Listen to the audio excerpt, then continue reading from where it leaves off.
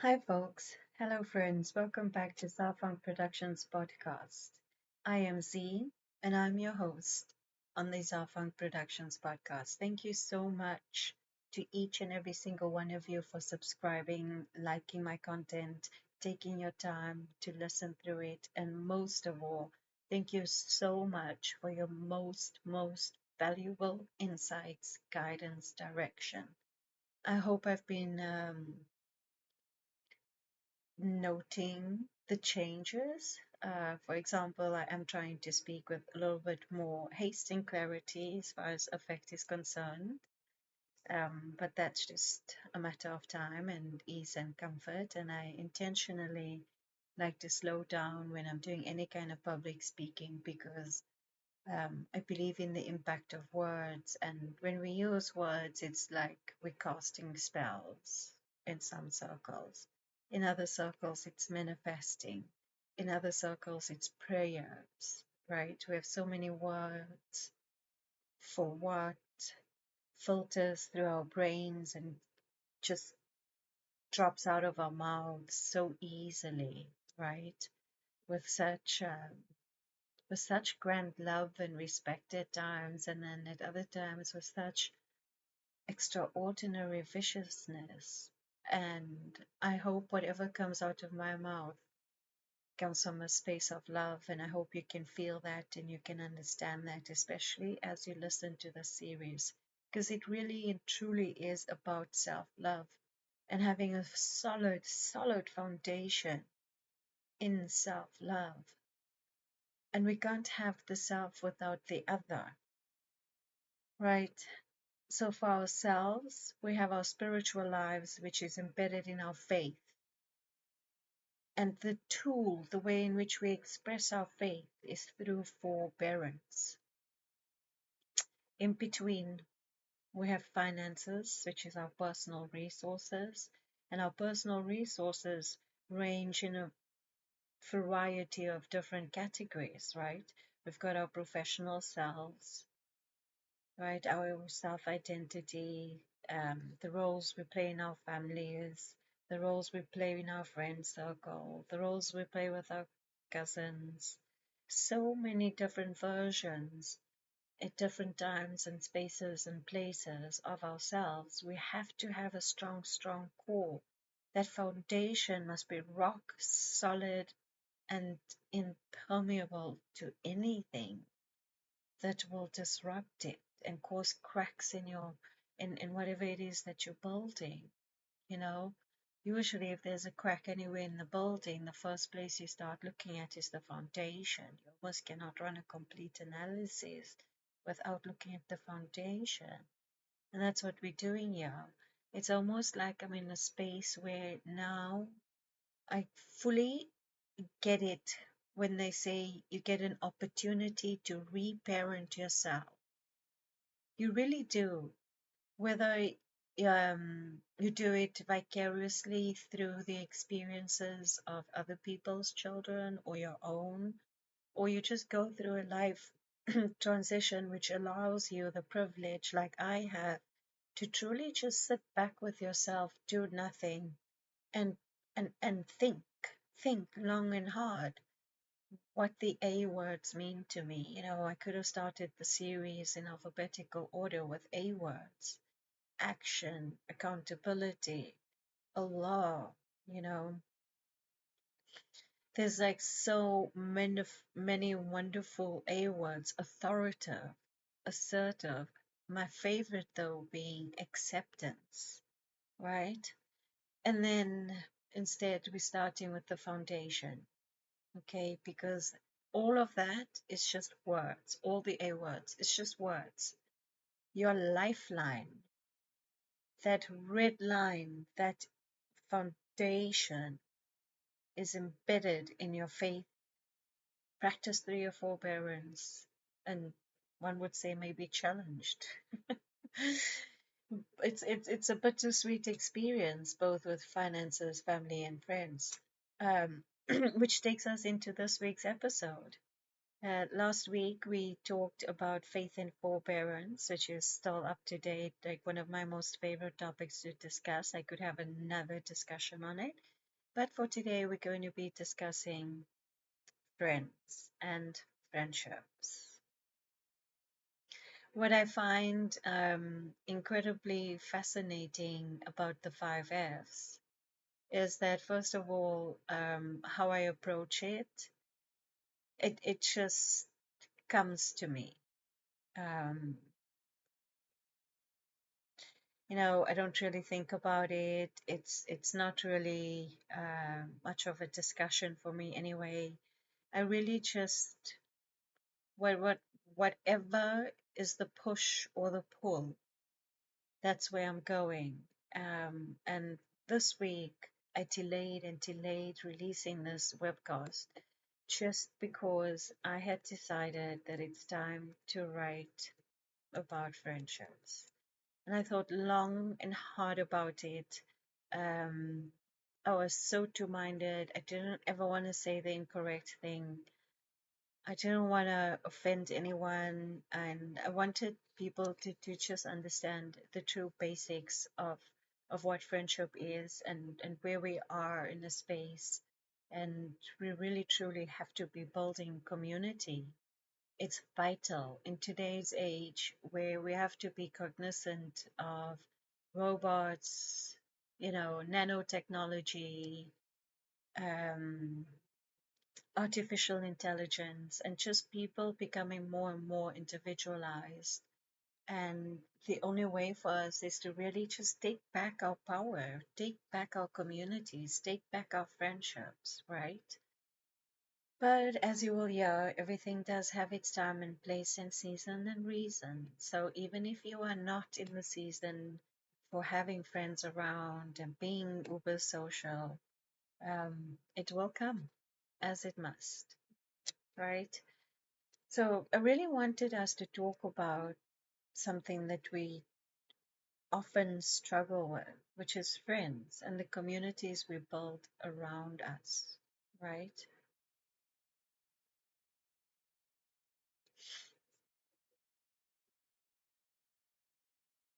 Sorry, I had to take a moment there. I just had so much to be grateful for, and I got lost in the thought of it. But anyways, we all know that friendship is a lot more than just spending time together, and the best friendships can become chosen family, right? They give us encouragement, joy, accountability, but in our fast-paced digital world, finding and keeping the right people around us requires intentional effort. I think it's the same in our relationship. And if we want to be uber simplistic and reductive, also just reduce it right down to the self and think about the relationships. Everything that I'm about to say, speak to with friends is also the basis for what we will be touching on in my next drop, which we will be discussing family, right? And then the very last drop in the series would be on finances. Anyway, to continue on, right? We know that friendship is a lot more than about just spending time together, okay? And we know that in our fast paced digital world, finding and keeping the right people around us require intentional effort, right? So we have to remember that when we make an intention for something, we see it in our mind's eye. We sit with it like, what kind of friends do I want? Right? What are my interests? What are my goals with this friendship? Am I networking for professional purposes? Is that how I'm growing my network with professional friendships? I love to call them professional friendships because in the Canadian legal space, it's one of my favorite uh, professional references of all time, where they refer to lawyers in Canada refer to each other as friends. And I think it's such a beautiful thing. Um, anyways, just getting back to the podcast, like how do we actually find out these friends that we need, right? So we have a lot of tools available, believe it or not. Social platforms like Facebook, meetup apps, interest groups, online courses, professional networks, etc., allow us to connect with people who share our values and interests. The key is to use these tools with their purpose. Look for people who make you feel seen, supported, and inspired, not just people who are convenient. Okay, that's very important. Nobody enjoys being feeling like that feeling when you're in a one-sided relationship. No one enjoys that. So it's best to keep a good balance. As I'm speaking about friendship, I want you also to keep in mind a seesaw, right? Where in order for you both to truly enjoy the activity together, you must go up and you must go down. And that's such a wonderful game. And I hope more and more parks have them because it's a beautiful analogy for life, too. Anyway, what should we look out? Um, where did I stop? Yeah, I was still talking about how we find friends, right? The key is to use these tools with people, and you look for people who make you feel seen, supported, and inspired, not just people who are convenient. Okay. Oh, what should we look out for? Are there red flags when we're considering growing our friend group? Well, yes. Friends who consistently drain your energy rather than add to it. People who dismiss your boundaries and pressure you into things you are not comfortable with. Relationships that feel one-sided when you're always giving and rarely receiving. I want to go back to the second point here. People who dismiss your boundaries or pressure you into things you are not comfortable with. I know. You can almost sense the disgust I have with that. This has been my problem in my life. I have had poor boundaries around people. I broke my own rules multiple times because I thought I was being the loyal one. I thought I was doing a kind of charity. I had all of these sort of excuses, but the to be truly honest, I was deeply, deeply lonely, and I was getting some kind of positive reinforcement from these friend groups, and I really, really, I loved it. Especially growing up in a space where you were often the other and and people would say really negative things about you very, very constantly. Yeah, interesting. But also on the other side of that, I've made some of the grandest people of my life. I have had, I still to this day have the most amazing friends, both professionally and personally. It's just massively wonderful, and I wish everyone can just go out and make friends. In fact, every afternoon when I take my walk, I intentionally speak to a minimum of at least two people, one on my walk out and one on my way back home.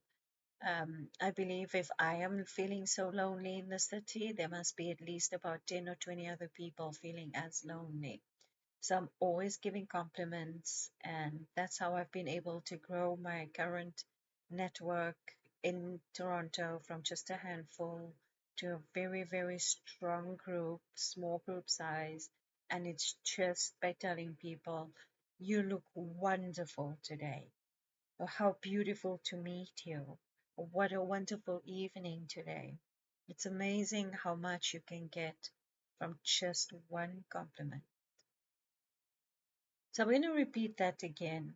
The red flags, right? Friends who consistently drain your energy rather than add to it. People who dismiss your boundaries or pressure you into things you are not comfortable with. Or relationships that feel one-sided when you're always giving, rarely receiving. So that brings us to boundaries versus rules, right? Remember, rules control other people while boundaries protect you. So rules are objective, boundaries are subjective, right? A rule might sound like you can't talk to me that way. And a boundary sounds like, if you speak to me that way, I will step away. So here's the thing about the statement I just made. If you speak to me that way, I will step away. That could be expressed loudly or silently, but felt via action. So sometimes when you have a boundary around a particular person or trigger, you don't even have to say it out loud. Just let your actions speak it. Let your actions be the no. And that's it.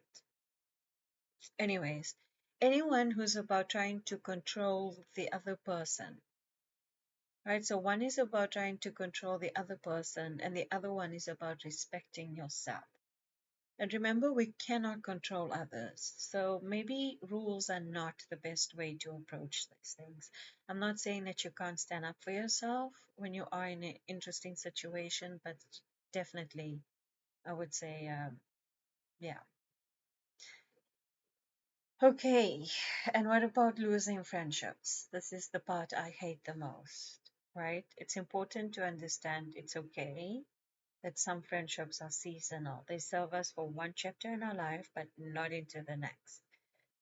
That doesn't make them a failure, it makes them part of our growth.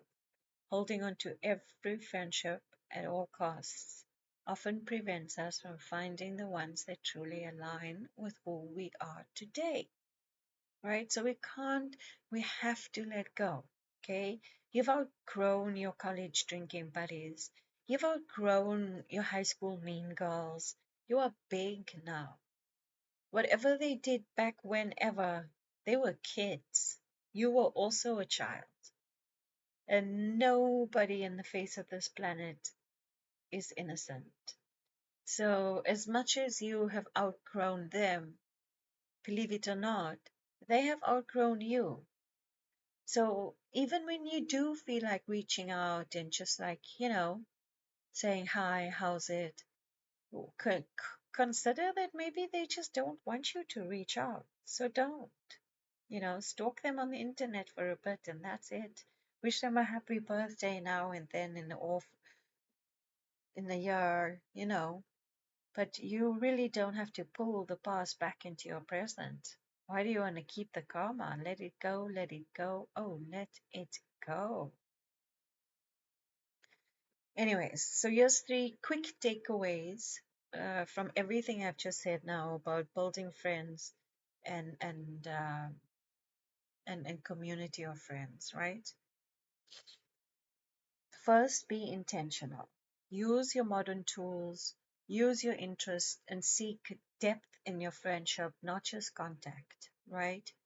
Because remember, in some traditions, even your friendships must be friendships of like righteous people, must be friendships with people who are the same like you, who reflect your values, who reflect your morals, who maybe also have a similar standard of living as you do, privilege as you do, whatever it is, just be very, very intentional with your friends.